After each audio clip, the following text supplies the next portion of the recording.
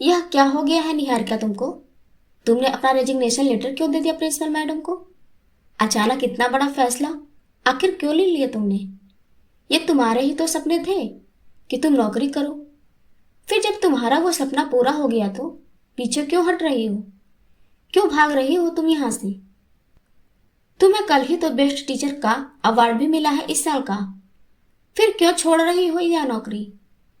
उसकी सहेली स्वरा एक के बाद एक लगातार कई प्रश्न पूछती ही जा रही थी और निहारिका क्षितिज में इन प्रश्नों का उत्तर खोजती एकाएक आसमान में चमकते ध्रुव तारे को निहार रही थी। कैसे समझाए और क्या बताए स्वरा को कि आखिर वो अपने सपनों की नौकरी जिसे पाने के लिए उसने कितने त्याग किए हैं वह उसने क्यों छोड़ दी? ऐसा क्या हो गया उसके साथ? या स्वरा को या किसी को भी वो कैसे समझाए? वो तो खुद ही समझ नहीं पा रही थी कि उसने यह फैसला आखिर क्यों ले लिया और क्या वो जो कर रही है वो सही है।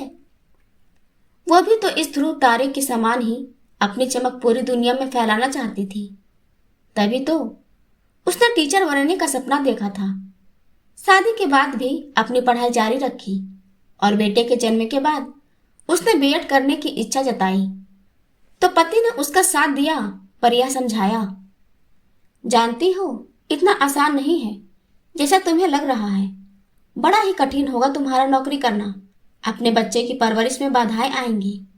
तुम्हें कैरियर और परिवार में से किसी एक को चुनना होगा। मैं इतना तो कमाता ही हूँ जो अपनी पत्नी और बच्चे के खर्चे उठा सकूं। तुमको आगे पढ़ने की इच्छा थी तो तुम्हारी पढ़ाई में कोई रुकावट नहीं आने दी। अब बीएड भी करना चाहती हो तो कर लो, लेकिन उसके बाद नौकरी की जिद मत करना। अगर घर के आसपास किसी स्कूल में मिल गई तो सोचेंगे, वो भी तब जब अपना सोनू स्कूल जाने वाला हो जाएगा। उस समय उसने सहर्ष स्वीकार कर लिया था और बीएड की पढ़ाई में खुद को झोंक दिया। घर का काम और बच्चे को संभालना फिर अपनी पढ़ाई करना बहुत कठिन था। रितेश से कहकर गांव से अपनी सास को बुलवा लिया था। बात बात पर ताने भले सुनती रही, लेकिन फिर भी अच्छे नंबरों से पास हुई और सरकारी स्कूल में उसकी नियुक्ति का पत्र जब उसके हाथ में आया तो उसकी खुशी का ठिकाना नहीं था। सबसे बड़ी समस्या तब आई जब यह पता चला कि वह स्कूल दूसरे शहर में था। तो पति ने कहा, अभी हमारा बेटा छोटा है और इसे तुम्हारी जरूरत है। तुम खुद समझदार हो, दूसरे के बच्चों को पढ़ाने के लिए बेताब हो रही हो और अपने छोटे से बच्चे की चिंता नहीं है। जी ऐसा नहीं है। सोनू के बिना मैं कैसे रहूंगी यह मैं ही जानती हूँ। मैं हर छुट्टी वाले दिन आ जाया करूंगी। बाकी दिन आप और माँ जी संभाल लीजिएगा प्लीज। ऐसे अवसर बार बार नहीं आते हैं। बड़ी मेहनत की है मैंने सरकारी नौकरी के लिए। मेल ईगो हर्ट कर रहा था रितेश का, पर निहारिका तो उस समय सातवें आसमान पर थी। उसे अपनी मेहनत सफल होने की खुशी ने बावली बना दिया था। उसकी सास ने उसे दिखावे के तौर पर खुशी खुशी विदा किया था नौकरी ज्वाइन करने के लिए।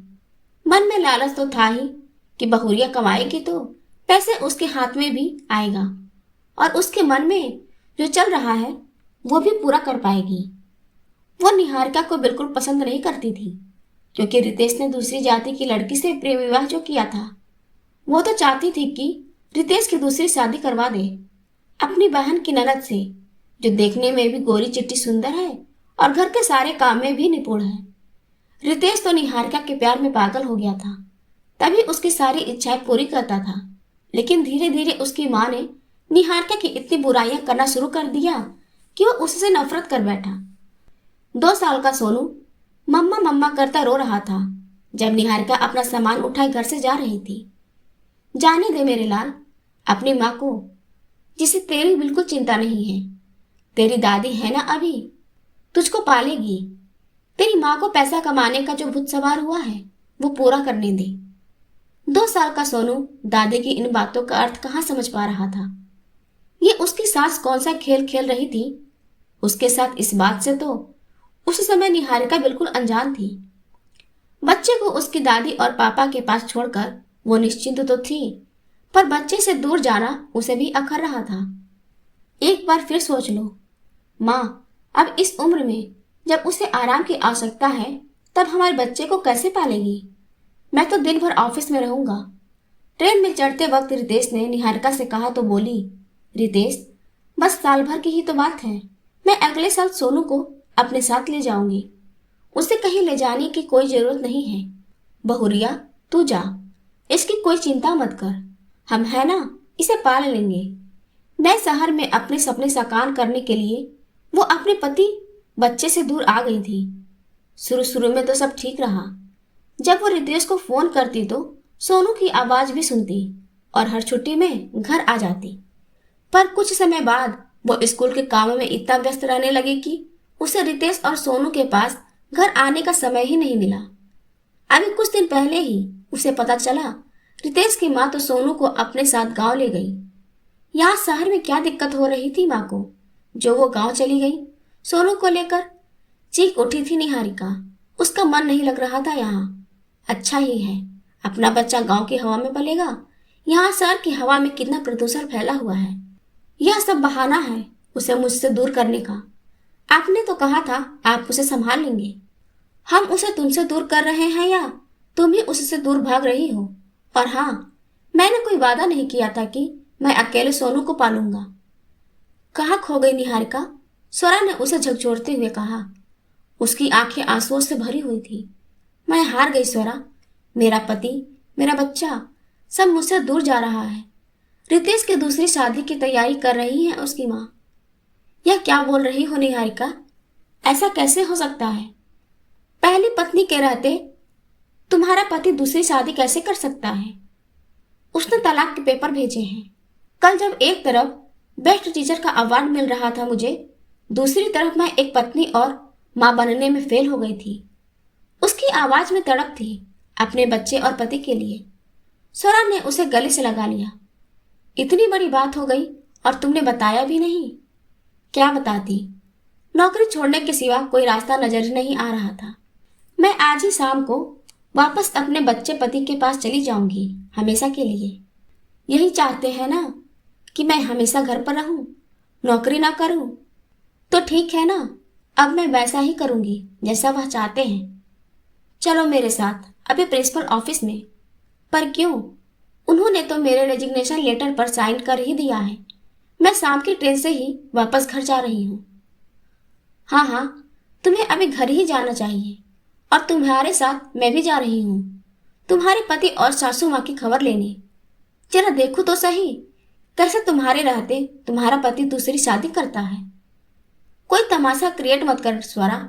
ऐसे ही जिंदगी एक तमाशा बनकर रह गई है। तमाशा तो अब होकर ही रहेगा। मेरी सहेली को तड़पाने वाला खुद चैन से दूसरी शादी करेगा।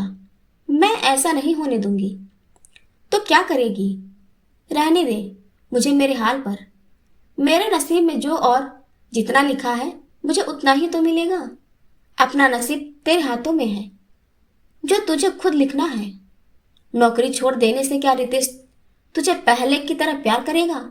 इस बात की क्या गारंटी है? थोड़ी ही देर बाद निहारिका और स्वरा प्रिंसिपल ऑफिस से निकल रहे थे। दोनों के चेहरे पर मुस्कान थी।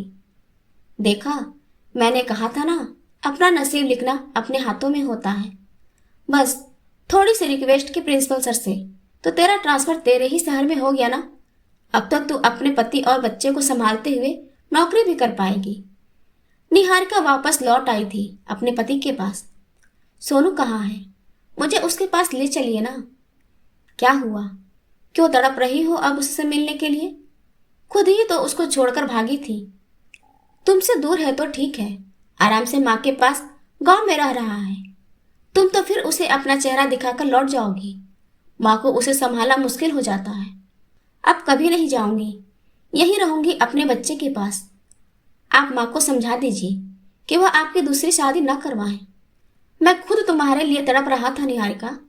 मैं नहीं चाहता हूं कि अपनी जिंदगी में तुम्हारे सिवा किसी और को जगह दे सकूं। पर माँ कब तक सोनू को संभालेंगी? रितेश, यह देखो, मुझे अब अपने ही शहर में अपने घर के पास वाले स्कूल में ही नौकरी मिल गई है। आप यही तो चाहते थे। सोनू भी स्कूल में एडमिशन कराने जितना बड़ा हो गया है। गांव में कैसे पढ़ेगा लिखेगा? चलिए उसे ले आते हैं। मुझे विश्वास नहीं हो रहा है कि तुम वापस आ गई हो और हमेशा मेरे पास रहोगी।